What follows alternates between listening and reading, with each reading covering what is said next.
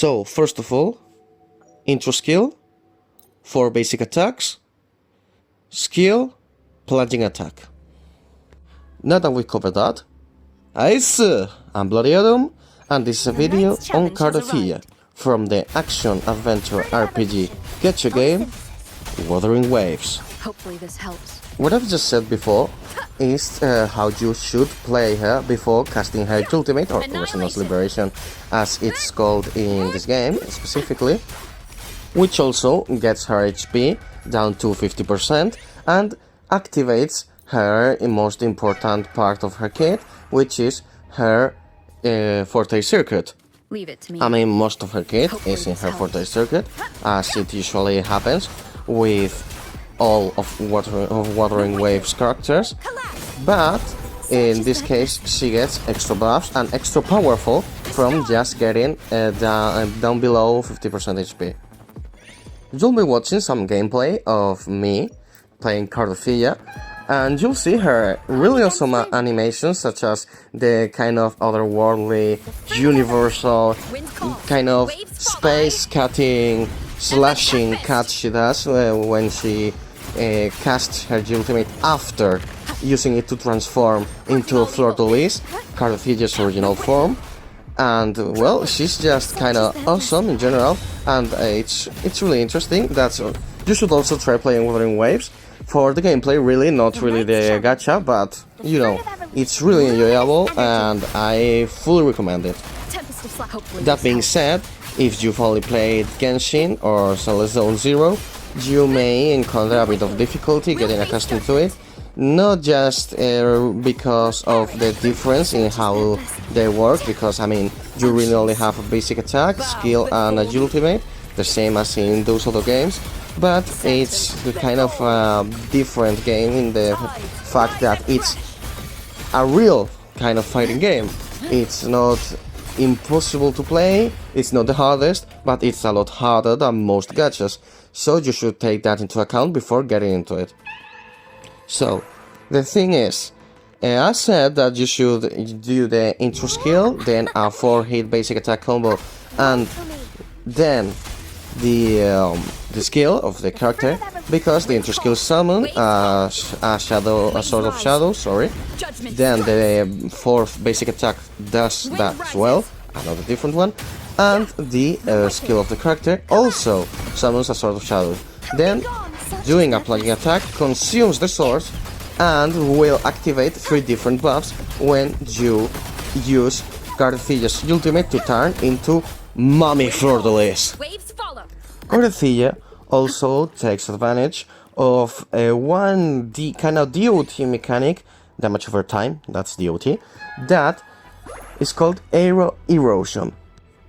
Aero Erosion, while deals some little damage, is mostly used for triggering special effects, like dealing extra damage by skills, abilities, attacks, or anything really, depending on the character you use, such as Cartethyia or the Aero Resonator, and to buff others, like Cha Chango does. You should also take into account that most of Cartethyia's damage comes from her basic attacks, not just because it will be mainly what you will be using with her, but also because her attacks mostly count as basic attacks. The same as with Zani, most attacks count as heavy attack damage, so in this case you'll want basic attack bonus. Now, as I've said, the key to mastering what Cartethyia does is using her ultimate appropriately with the appropriate buffs. If you do the combo I've said before, you can just activate all 3, and then you can also just improve the damage overall she gets. I meant the damage she deals. Now, when Cartethyia uses her ult, he does 2 main things. She increases the damage Aero Erosion does, and how fast it deals damage, and also changes her combo, not only by dealing more damage, as that's kinda obvious, but also by helping you group enemies and make them like daze and just keep them in the same place and make them harder to evade what you're trying to do to them, really. Like, you will absolutely demolish them. There's also the fact that when Cartethyia is in her Fleur-de-Lis form, can also get up to a number of charges at which she can deal her ultimate again, and that will be a real ultimate attack, not a transformation, that will do, as I told you before, kind of slash through the entire world, through the atmosphere, through everything inside, through time and space. It's awesome. It will leave a mark on the world for some time, and it will deal astonishing damage in a really large scale zone. So it's chef's kiss. It's also important to say that if you cast her ultimate while being below 50% HP, it won't take 50% of your HP, okay? It won't kill you, and it won't take you down to 1 HP. It will just, if you have 100% or more, make you have 50% HP, and if you don't, it will cost you nothing. She also has some intrinsic or inherent abilities that make her easier to play or improve other characters, such as Rover Arrow. Sorry, I said Resonator Arrow before. Resonators are how they call characters in Wuthering Waves, so I got them mixed up. Rover is the main character of Wuthering Waves. You can either have the male or female version, and well, Cartethyia makes it so that all team members except her get 20% more incoming healing. And also, Rover Arrow restores 25 win streaks upon casting Omega Storm. Basically, makes the Rover Arrow easier to play and better to play with her. There's also the fact that just by existing, Cartethyia not only deals 30% extra damage to enemies with the Air Erosion stack up to 3 charges, from 1 to 3 charges, but she also gets 10% extra damage dealt to those enemies affected by air erosion by each charge. That means that when an enemy is affected by 3 charges of air erosion, which is not really difficult at any rate, if you have the Rover Arrow, which is free for everyone, she will deal another 30% extra damage, which means a total of 60%, which is awesome, really. It will cost you nothing, it will just be another extra multiplier you will have just by playing Cartethyia as she should be played. And while you will be using Cartethyia and by extension Fleur de Lis, as you know, it's her from, I must say Fleur de Lis, I like how it sounds, it sounds wonderful. So, the thing is, you will be using Cartethyia as your main source of DPS, but she also improves the damage other characters deal to enemies with negative statuses on them just by virtue of existing by 17.5%, which is pretty great. And well, I must also tell you that, I mean, even if you don't really like the Rover Arrow, Cartethyia also puts air erosion charges on the enemy, so I mean, you could play without it. It's just that they have great synergy together, and I mean, you will be seeing the gameplay, so yeah, you will be really watching how they just complement each other, and they're awesome. They're an awesome combo. You should play Wuthering Waves, and you should maybe save up to Cartethyia's rerun, because she's awesome. She scales with HP, she uses DOT, which is another really good archetype. Maybe I'll make a future series in the future, as a future series would imply. So yeah, then we can talk about her resonance chain, which will be the same as Eidolons, Constellations, Duplicates, or whatchamacallit. Now, it's really different from Hoyoverse games in the fact that instead of having 2 to 3 kind of useless Constellations or Eidolons, every single resonance change of a Resonator or character in Wuthering Waves is awesome and improves the character, maybe a little, maybe a lot, usually a lot, and makes them either more comfortable to play with or just making them even more absolute units of distraction and power and such things. So yeah, I really love the way Kuro Games did this. and you should really check it out. As I've told you before, it's Wuthering Waves. I will be putting it on the screen, its logo, maybe showing you how it's written, of course, and such, but you should give it a try. I find it really more enjoyable with controller, but I mean, you can play it with keyboard and mouse. It's easier on PC than on mobile. In mobile, it really gets. It's like playing Genshin Impact on mobile. It's uncomfortable. It's the screen is too little for such a huge world, such huge actions taking place. So yeah, I wouldn't recommend playing it on mobile. Waves rise. Judgment strikes. Let's look at her first resonance chain. Well, with the resonance chain, okay, when you kill an enemy and if it has the max error erosion stacks, it will make all the enemies you hit have the max possible error erosion stats, which, as we've talked about before, gives her extra damage and activates special effects, yada yada yada, and also makes it so that when you're in the flirtatious state and cast the ult again, you deal additional crit damage. And if you don't, you will just keep the crit damage for a little longer until you use that ult. So it's good. I mean, it's not awesome.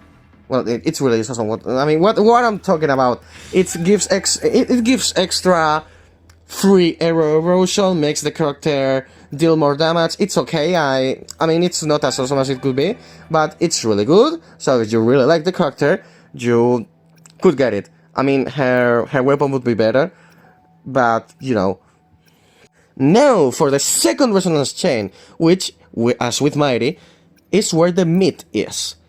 She increases the max stacks of error erosion by 3, which actively doubles everything we talked about. Is extra damage, is everything. She also increases her basic attack, heavy attack, her dodge counter, and intro skill damage by 50%, just by virtue of existing. And then her mid-air attack, which you will be using with Fleur-de-Lis, as most of her attacks are mid-air, will be increased by 200%, twice her damage. I mean, it's not really twice, it's thrice, since it will increase by 200%. So you get the idea, you will deal 3 times the damage when you're in mid-air, which is really easy with Cartethyia on and Fleur-de-Lis. Yeah, that's awesome. And it also reduces the cooldown between summoning swords, so it also makes her easier to play. Sorry. Then there's the third chain, which makes her inflict 2 stacks of error erosion on any target she hits, and also increases the damage multiplier of her skill by 100%, which is okay. Then there's the fourth chain, which, after any character inflicts any type of damage DOT, all resonators in the team gain 20% bonus damage for all attributes, which is very general but also very good. So it's kind of fun. I mean, it's really good. I mean, you'd say Bloody is not as good as what we've talked about before. I mean, yeah, it's a gacha game, like the meat, it kind of is in the first 2 or 3, normally first 1 or 2, and then the 6th one, in order to just make the whales inject money into the game's veins, but you know what I mean. Then there's her 5th chain, which makes her unable to die, at least once every 10 minutes, which is okay. Instead of dying, she will gain a shield equal to 20% of her max HP for 10 seconds, which will give you kind of some time to heal her, change characters. So it's good, it's useful, and the HP cost of her ultimate, of her transformation to Fleur-de-Lis, will be just 25% of her HP instead of 50%, which is okay, it's a good change. Finally, we have the 6th chain, which makes half of her resonance chains irrelevant, since it automatically makes every character hit by Cartethyia hit max erosion stacks, and also immediately deals the damage while increasing Cartethyia whole damage by 40%. But I don't know. I mean, it's good for the character. It makes her really dependable. It makes her independent from many characters. But you know, since you will be using teams of 3 and Rover Arrow heals, not only deals some damage and not only helps Cartethyia, you will be using it in some other way, or you will be using other characters. So I mean, it will help Cartethyia use a more extensive roster of characters to help her. So it's good, but I mean, it's not. I don't like the fact that it makes 2 other resonance chains irrelevant. So there's Cartethyia. That's Cartethyia from the game Wuthering Waves. Really interesting. You should check it out. Now, even though Cartethyia scales off HP, she doesn't follow the usual thing of getting HP down, getting it up, depending on changes or variation in HP, and she also doesn't scale of lost HP, just of max HP, which, I mean, can be kinda boring, really. She gets her HP down for no reason, it's just the cost of casting the ultimate. But it's, I mean, the thing of HP variation is changed in Cartethyia for the DOT mechanic, in this case error erosion. So I mean, it brings variation, it's HP combined with damage over time, combined with, you know, hitting people with your health bar. I mean people, it's what this is about, it's what this series is about. Maybe the whole channel, I don't know, but probably it's the whole reason I made the channel in the first place. So yeah, I enjoy the concept of hitting people with your health bar. I've already said it, and I mean, if you're watching this, you probably love it too. So yeah, that's kinda it. So it's really interesting. She's really fun to play with. I love her. I returned to the game only to get her and only to play her in the game. So yeah, I fully recommend it to you. So you should definitely check this game out. You should definitely save up to get Cartethyia, and while you wait for Cartethyia, just level your rover up. Maybe try to get some characters that play with her, that really combine, that complement her, that are good to play with her. Sorry, I don't know. I like Cartethyia. You also like Cartethyia, even if you don't admit it. So just try the game. This has been Bloody Iron, and have a good one. Tides rise and crash, furious tides split the heavens. Bloom. The fruit of evolution. Bask in the sunlight. Wind calls, waves follow. Wind howls, unfettered by bounds. The wicked will face judgment.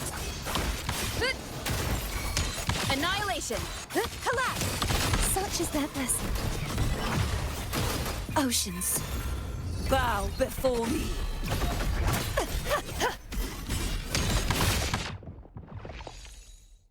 Sounding the death knell.